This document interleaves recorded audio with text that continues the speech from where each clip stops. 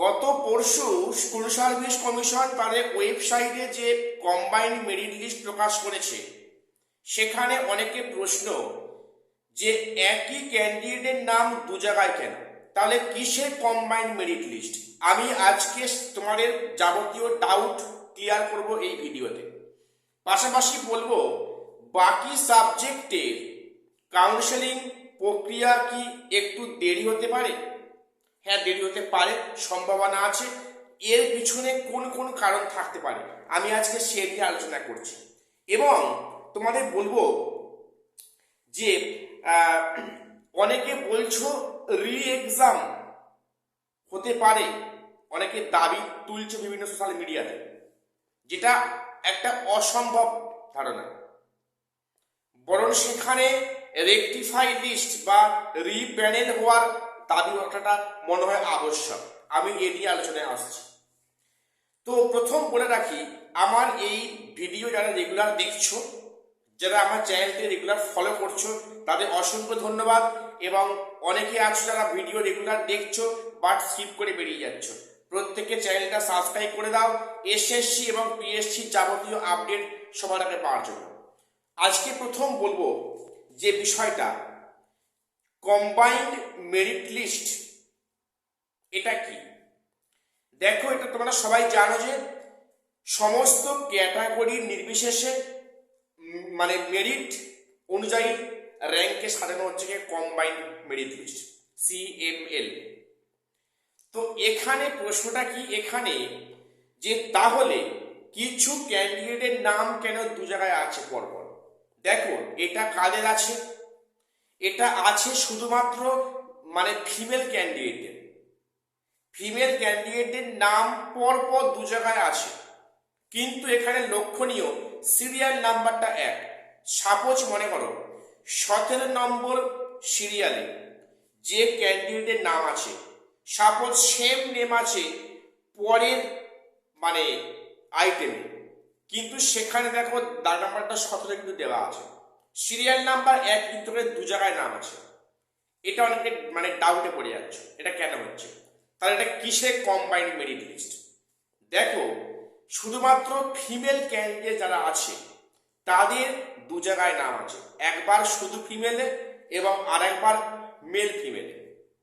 বিষয়টা কি? মনে করো একজন ফিমেল ক্যান্ডিডেট, মনে করো তার 19 নম্বর সিরিয়ালে আছে, আর তার নামটা আবার 19 নম্বর সিরিয়ালেও পরপর দুবার দেওয়া আছে, একটায় ব্র্যাকেটে মেল ফিমেল, একটা অনলি ফিমেল।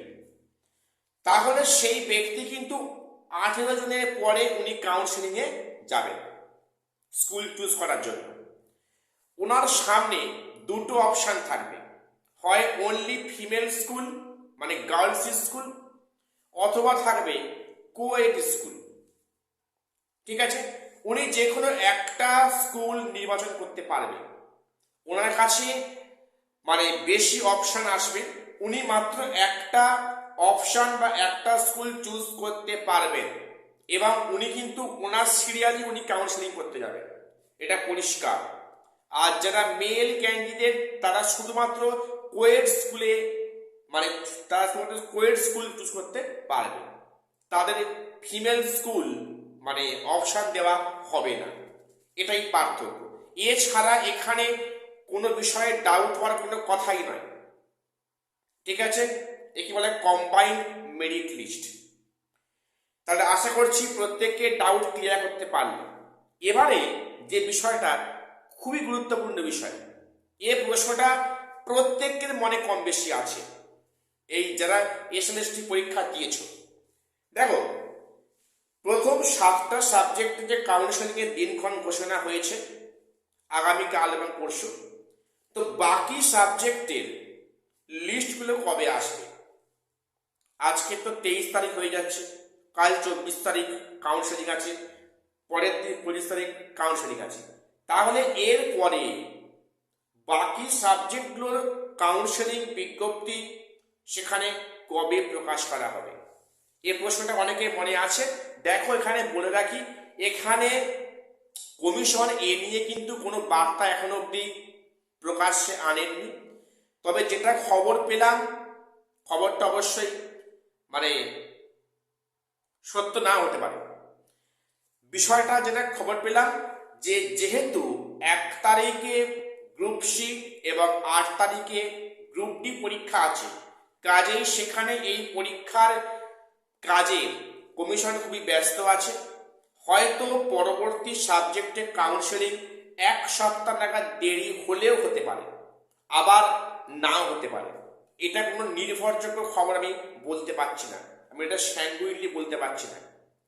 এটা যেটা খবরটা শুনলাম হলেও হতে পারে, যেহেতু 1 March group C, 8 March group D exam আছে, কমিশন সেগুলো নিয়ে খুবই ব্যস্ত আছে। কাজেই কাউন্সেলিং প্রক্রিয়া সপ্তাহখানেক দেরি হলেও হতে পারে, আবার বললাম যে টাইমে হতে পারে। এ নিয়ে এখনই কোনো নির্ভরযোগ্য তথ্য কিন্তু প্রকাশ করেনি কমিশন।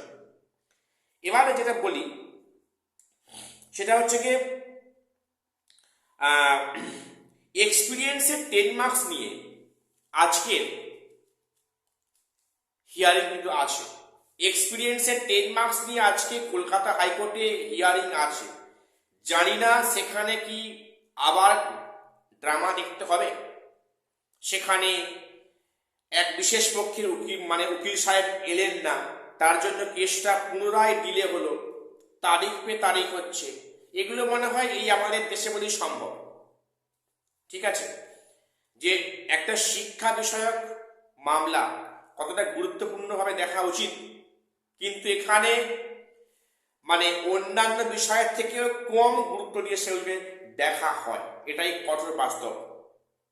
এটা আমাদের মানতে কারো বাধা নেই।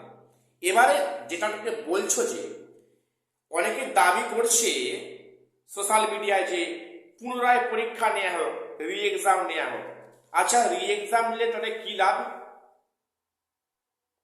আমাদের এখন দাবি হওয়া উচিত যে রিপ্যানেল করা হোক, রেকটিফাই প্যানেল করা হোক, তার মধ্যে এক্সপিরিয়েন্সের 10 মার্কস যদি ইন্টারভিউ পরে যোগ হয়, সেখানে দুটো প্যানেলকে সেপারেট করা হোক, 25-এর আলাদা, 16-এর আলাদা। আমি আবার বলছি, আমি এই দাবি কিন্তু অনেক আগে থেকে আওয়াজ তুলে আসছি।